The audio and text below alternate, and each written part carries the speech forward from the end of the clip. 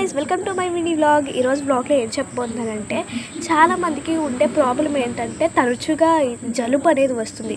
అలాగే నాకు మా మమ్మీకి కూడా నిన్న మార్నింగ్ నుంచి స్టార్ట్ అయిందండి జలుబు. అస్సలు పోవడం లేదు. ఇంకా పోవడం లేదని చెప్పి కషాయం అయితే చేస్తున్నాను. దీనికి కావాల్సిన పదార్థాలు ఏంటంటే 10 తులసాకులు, ఒక అల్లం ముక్క, ఇంకా కొన్ని మిరియాలు. అండ్ ఈ 3 ఐటమ్స్ తోటే జలుబు అనేది పటాష్ అనుకుంటూ పోతుంది. ఇంకా అల్లం అయితే ఇలాగా చెదగొట్టేసుకొని, ఇంకా మిరియాలు కూడా కచ్చపచ్చగా చెదగొట్టేయాలి. ఇంకా స్టవ్ ఆన్ చేసి దీనిపైన ఇదిగోండి గిన్నె పెట్టేసుకోండి. వాటర్ అయితే పోసేసుకోవాలి, 2 గ్లాస్ వాటర్. అండ్ ఇంకా వాటర్ మరగడం స్టార్ట్ అయినప్పుడు అల్లం వేసేసుకోవాలి. ఇదిగోండి అల్లం వేసిన తర్వాత కొంచెం కలర్ చేంజ్ అవుతుంది. అండ్ అప్పుడు తులసాకులు అయితే వేసేసుకోవాలి. తులసాకులు వేసిన తర్వాత కొద్దిగా మిరియాలు, ఇక్కడ అంతే వేయండి, ఎంతో కాదండి ఇంత వేసుకోండి మిరియాలు, లేకపోతే ఘాటు ఎక్కువై తాగబుద్ది అవ్వదు. ఇంకా చూసారు కదండి ఎలా మరుగుతుందో. ఇంకా స్టవ్ అయితే ఆఫ్ చేసేయాలి. ఈ కలర్ వస్తే చాలండి. ఇదిగోండి ఇంకా కొంచెం చల్లారిన తర్వాత ఇందులో వేసుకోవాలి. అండి ఎంతో ఈజీ. ఇంకా ఈ కషాయం అయితే రెడీ అయిపోయింది. గ్లాసులో పోసుకొని సర్వ్ చేసుకొని తాగాలి. ఇంకా ఇలా తాగితే ఖచ్చితంగా రొంప అయితే పోతుంది. 2 గ్లాసులు సగం పోసుకొని పైన తులసాకులు ఇలా సర్వ్ చేసుకొని తాగితే జలుబు అనేది పోతుంది. ఇంకా చల్లారిన తర్వాత తాగడమే.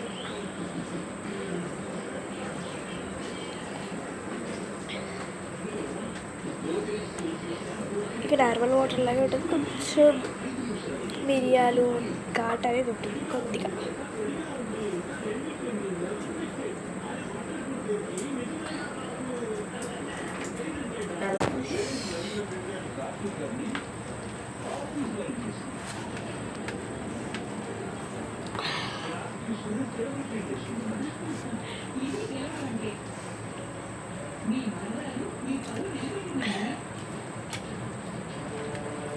నేను చేసిన కషాయం ఖచ్చితంగా తాగండి, మంచి రిజల్ట్ ఉంటుంది.